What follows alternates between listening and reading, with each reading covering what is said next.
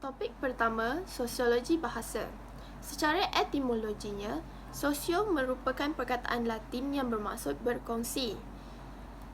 Terdapat beberapa pendapat ahli linguistik terhadap takrifan sosiologi bahasa, namun dapat disimpulkan bahawa sosiologi bahasa merupakan a study of relationship between language and society. Ia memfokus kepada kesan bahasa itu sendiri kepada masyarakat. Sosiologi bahasa merupakan keseluruhan topik yang berkaitan dengan organisasi sosial dan tingkah laku bahasa.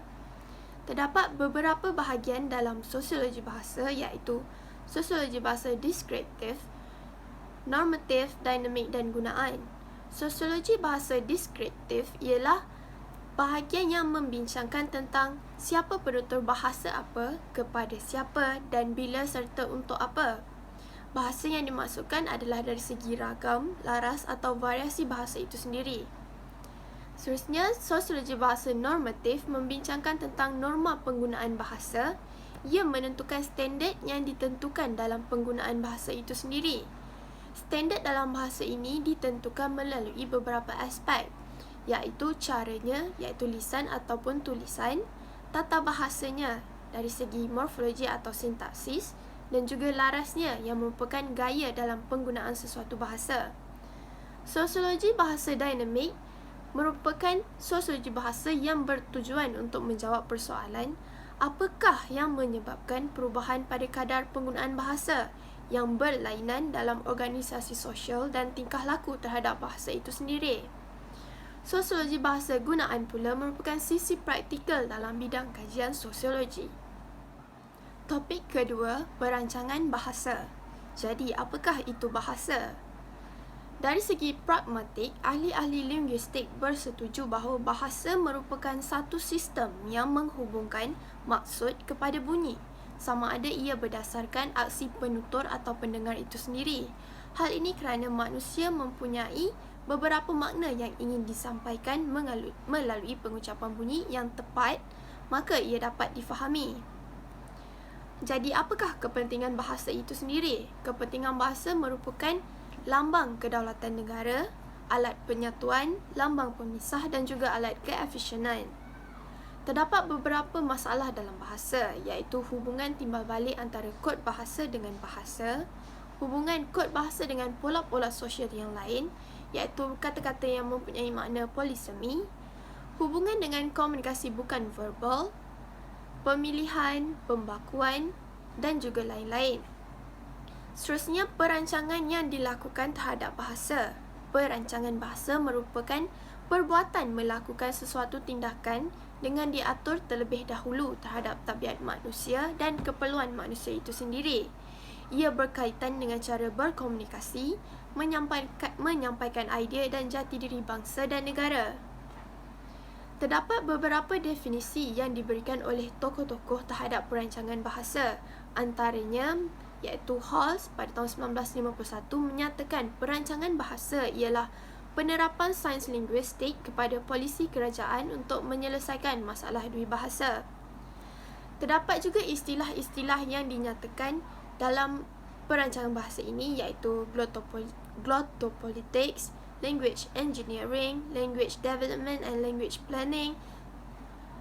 Antara aktiviti-aktiviti yang dilakukan dalam perancangan bahasa ialah membina bahasa vernakular jadi bahasa kebangsaan, menghidupkan bahasa yang telah mati, masalah kesetiaan bahasa dan juga perubahan sistem tulisan. Topik 3, pelaksanaan perancangan bahasa. Pelaksanaan perancangan bahasa ini dapat dilakukan melalui dua model, iaitu model pertama, model Huygens 1951 yang mempunyai pengalaman merancang bahasa di Norway. Menurut Huygens, terdapat 4 peringkat dalam pelaksanaan perancangan bahasa iaitu pemilihan, kodifikasi atau pengekodan, pelaksanaan dan perluasan. Manakala model kedua iaitu model Charles Ferguson 1968, terdapat 3 komponen utama iaitu pengabjaban, pembakuan dan pemodenan. Menurut Hans Kloss 1969 pula, beliau melihat pelaksanaan perancangan bahasa ini melalui 2 dimensi iaitu pada awalnya perancangan taraf, kemudian perancangan korpus. Secara amnya, terdapat 5 peringkat dalam perancangan bahasa, iaitu perancangan terhadap perancangan bahasa itu, perancangan taraf bahasa, perancangan korpus bahasa, pelaksanaan dan akhir sekali penilaian. Perancangan terhadap perancangan bahasa merupakan usaha pada peringkat paling awal yang mengambil kira beberapa aspek seperti ekonomi, pengurusan serta belanjawan pengurusan. Perancangan taraf bahasa pula untuk menentukan taraf sesuatu bahasa atau dialek itu sendiri. Terdapat 4 proses pemilihan bahasa, iaitu bahasa kebangsaan, bahasa rasmi, bahasa perhubungan luas dan bahasa vernakular. Seterusnya, pertimbangan juga dilakukan terhadap jumlah pemakai bahasa dan pertimbangan tempat asal. Proses yang seterusnya ialah perancangan korpus bahasa yang akan mengenal pasti norma dan mengkodifikasikannya. Seterusnya, pelaksanaan. Pelaksanaan akan dilakukan pada peringkat subnasional, nasional dan supranasional. Topik 4, dasar bahasa. Apakah itu dasar bahasa? Dasar bahasa merupakan undang-undang yang ditetapkan oleh pemerintah sesebuah negara yang menetapkan garis panduan berhubung dengan sikap dan penggunaan bahasa dalam konteks kebangsaan.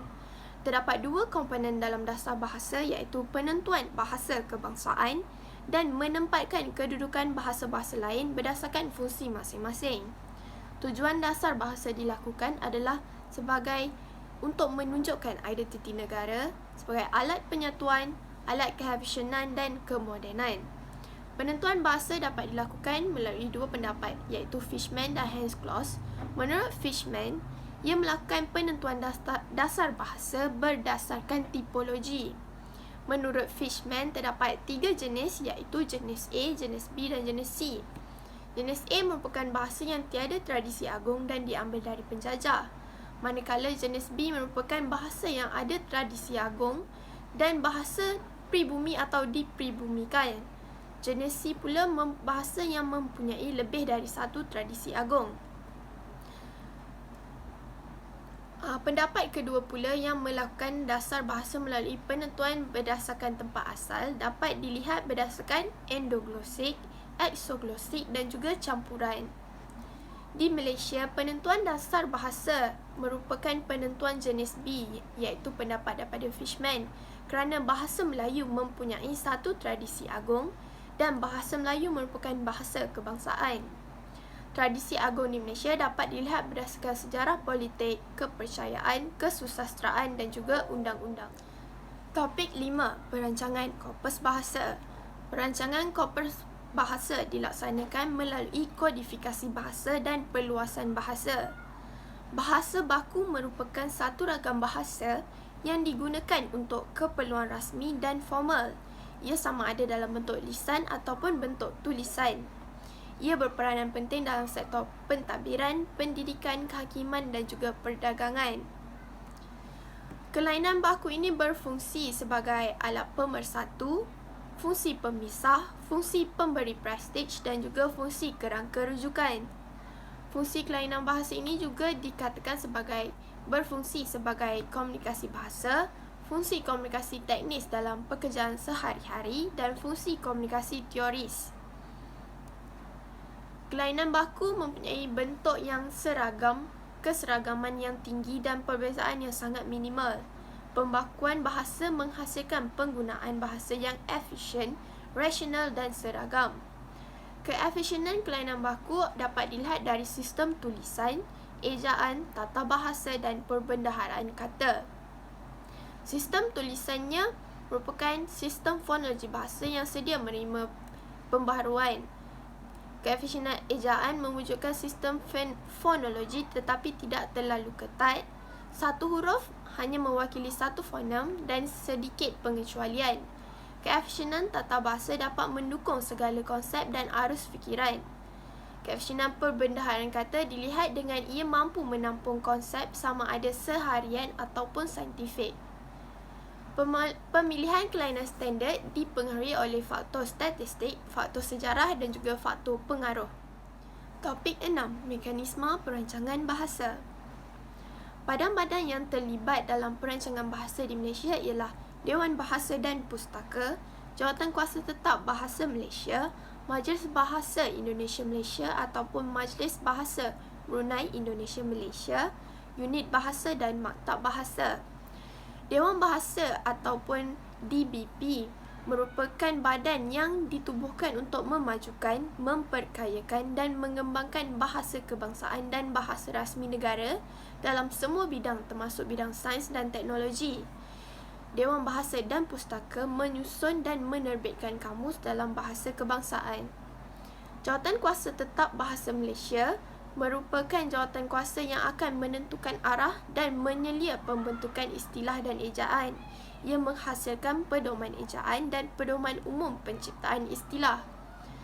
Majlis Bahasa Brunei Indonesia Malaysia ditubuhkan dengan misi membina dan mengembangkan bahasa rasmi atau bahasa kebangsaan ketiga-tiga buah negara ini menjadi bahasa peradaban yang tinggi, bahasa ilmu, bahasa sains, bahasa teknologi moden, bahasa perusahaan dan bahasa ekonomi.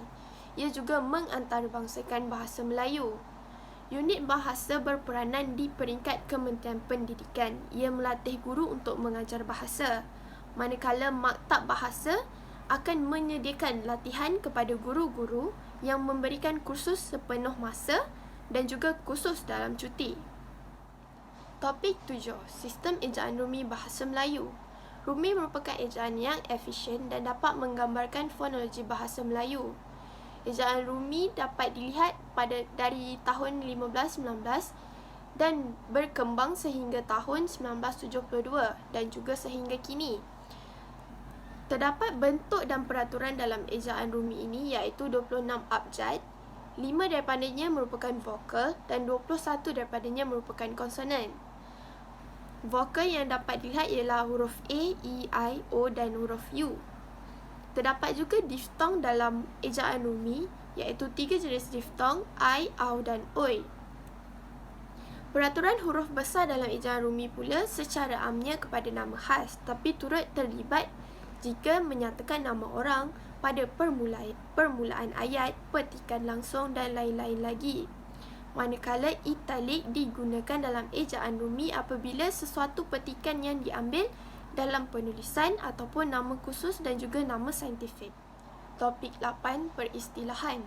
Secara amnya, peristilahan ialah kata atau gabungan kata yang digunakan dalam konteks tertentu. Pelaksana peristilahan ini ialah Dewan Bahasa dan Pustaka, Mabin dan juga Jawatankuasa Istilah. Jawatankuasa istilah mengamalkan sifat tulen iaitu istilah yang dicipta perlu mempertahankan sifat bahasa Melayu. Dasar pembentukan istilah ialah bentuk dari bahasa itu sendiri, pinjaman dari bahasa serumpun dan juga pinjaman dari bahasa asing. Kaedah peristilahan ini dapat dilakukan secara pinjam terjemah dan juga pinjaman. Pinjam terjemah boleh dilakukan secara memindah langsung, memindah makna dengan konsep sedia ada dan pelbagai lagi.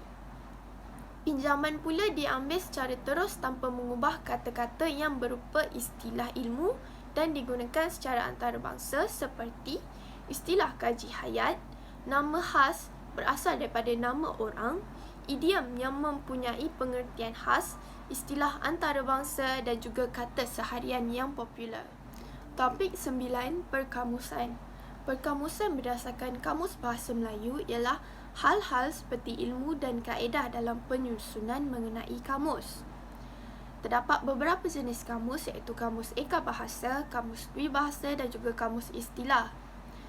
Sejarah perkamusan Melayu dapat dilihat dari awal iaitu pada tahun 1403 sehingga 1913. DBP iaitu Dewan Bahasa dan Pustaka berperanan dalam bidang perkamusan kerana ia merupakan badan yang bertanggungjawab. Terdapat juga hasil-hasil bah perkamusan DBP seperti Kamus Eka Bahasa, Kamus Dewan edisi pertama, Kamus Pelajar, Kamus Dewan Ejaan Baru dan lain-lain. Manakala Kamus Dwi Bahasa seperti Kamus Dwi Bahasa Bahasa Inggeris Bahasa Melayu, Kamus Dwi Bahasa Bahasa Inggeris Bahasa Melayu edisi kedua dan lain-lain lagi. Kamus istilah adalah seperti kamus perubatan, Kamus Biologi KBSM, Kamus Kimia KBSM dan Kamus Perbankan serta banyak lagi. Kamus-kamus yang sedang diusahakan oleh DBP ialah Kamus Besar Bahasa Melayu Dewan yang mengandungi 100,000 entry, Kamus Thailand Melayu Dewan Kerjasama PSU dan juga Kamus Tamil Melayu Dewan. Sekian, terima kasih.